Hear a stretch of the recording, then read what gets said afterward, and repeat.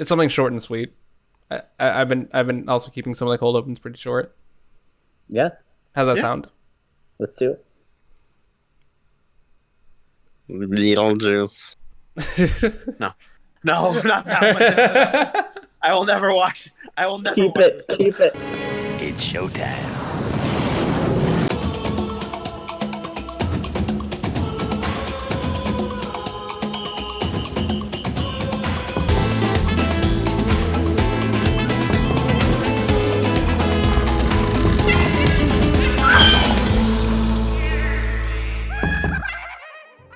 Beetlejuice, 1988.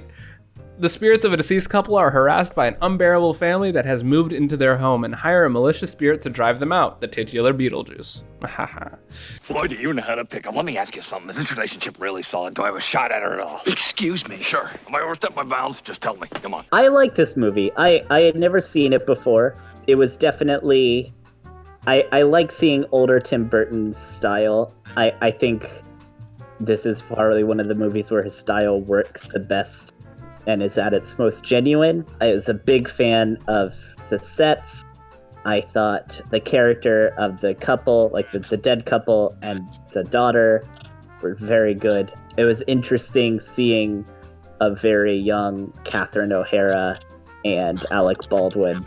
Alec Baldwin especially, I did not recognize him right away. That's one of the earliest movies I made, and you see everything that's involved in making movies brought to bear on a movie like that. You want a cigarette? Oh, no, thank you. I'm trying to cut down myself. A lot of things to like about this movie. I recognize it wasn't perfect, but I really actually kind of enjoyed it. And I guess I can't say I had nostalgia for it, but I really had a wild good time with this movie. I disagree with Nathaniel. I think it is a perfect film. I thought you were going to hate on it for a second. I love Beetlejuice. This was my second time watching it. Because generally from what I've heard from people that love it, and its massive cult following, is that most people like it their first time and love it their second time. And that's definitely true for me. I enjoyed it my first time. I did not think I would dislike it watching it a second time. But boy, I fell in love with it. One thing that's also so interesting, kind of what I mentioned in the last episode with Hocus Pocus, is that I feel like anyone who does not know a lot about this movie going in expects Beetlejuice to be the main character. He is 100% advertised as the main character. Like, if you look at like a lot of the posters, cover art, covers, all that, he looks like he is the main character, but he really doesn't play a huge role in it. I really think to some extent the film could exist without him in it and would still be a good film. And I think that's what's so fascinating, is if you go with these high expectations just for Beetlejuice as a character, you go in and you find out that there's so much more, but all the additional stuff that's there is so good that you don't even care. It's peak Tim Burton really creating a world. Now, really what it is it's a very, kind of gothic alternative version, but it really is fantasy. There's so much fun world building and whimsy and great atmosphere, incredible sets, so many imaginative character designs. The characters that are in there are so likable. Again, it's almost a reverse of Hocus Pocus, where the Sanderson sisters are compelling characters because they're the only compelling characters. But in Beetlejuice is such a compelling character, but is somehow still even drowned out by really great characters that shouldn't be just as compelling as he is, yet somehow are. And I think it's a great time. I really enjoyed it. I think it's funny, witty, stylish, 100% holds up. I can definitely see how it's like a definitive Halloween cult classic. It's a really creative film that's, like I said before, it's peak team Burton. I'm gonna cut that out. No, keep it. It was good. Going back and watching it, like just growing up and just seeing the amount of work that went into the sets and the character designs, it's a great movie and a Halloween staple. Where does this rank for you guys with the rest of Tim Burton's films?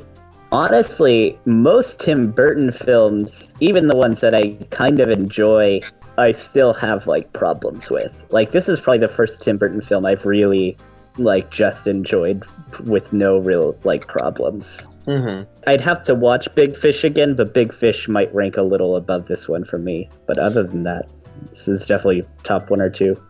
Yeah, no, I think it'd fall in the same category for me. And looking at his filmography, this was his second feature film after Pee-wee's Big Adventure.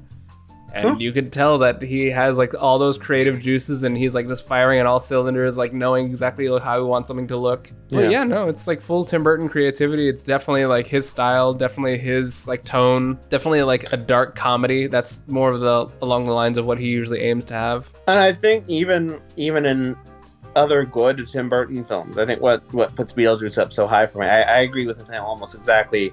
Probably on par. I think maybe for me a little bit above Big Fish. Stop it! Stop!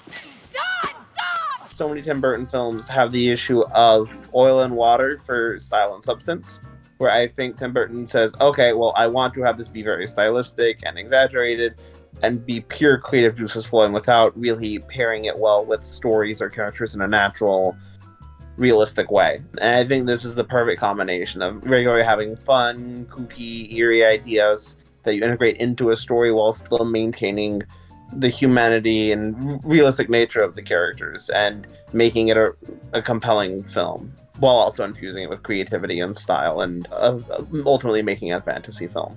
In a lot of ways, I could have gone without Beetlejuice in this movie. Like, I recognize like it is an iconic character and Michael Keaton does a good performance, but I found him mostly just annoying, and the times he did show up in the film almost slowed down for me. I think that is what really separates it from Hocus Pocus, is the extent. I think if you remove the Sanderson sisters from Hocus Pocus, no one would remember that it existed. But I think if you completely removed Beetlejuice from this and just move a few plot elements around to make up for that, I think it would still be beloved by so many people and would still be a cult favorite and would still have so many fans behind it. Going back and revisiting this movie, I feel like it gains more worth every time you go back and see it. There's different things that you notice and different little details that you appreciate. There's not a ton that doesn't super hold up. I think there's just a couple of green screen effects that just with time that just happens. But nothing that's really taking you out of the movie or out of the experience. But I feel like it's so accessible and really most people can appreciate just from sitting down and watching it all the way through. There's like something for everyone, I think.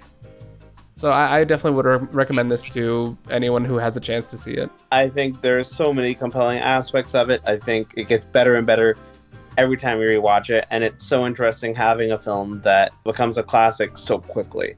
I think I've seen it twice now, and it feels like it's the sort of movie I want to watch every Halloween now because it has such endearing characters. It is so eerie and spooky and such a Halloween movie while still ultimately being fairly optimistic and well-intentioned and good-natured, which is a very difficult balance for a lot of Halloween / horror movies to be able to strike. I think it's so much fun and it's so well done, and it sticks to you in a way that many films don't. So I highly recommend it to everyone.